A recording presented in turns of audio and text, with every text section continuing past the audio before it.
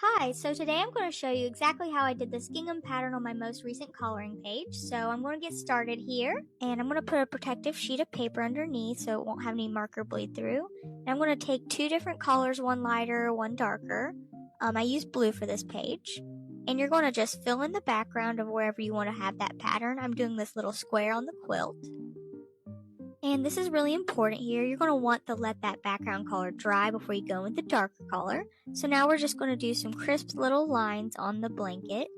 And I'm trying to make these as straight as possible and make sure to try and space them out just about equally so you have that nice pattern.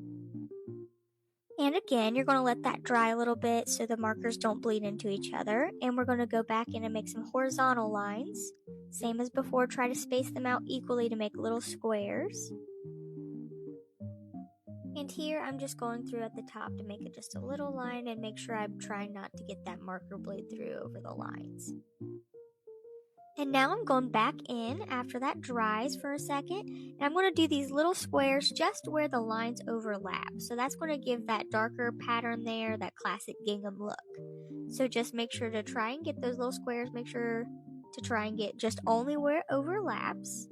So now I'm just finishing up those little squares and just being really careful to make sure they don't bleed over and all that good stuff. So now we're finished. So we're just going to let it dry for a few seconds, and here's the finished product.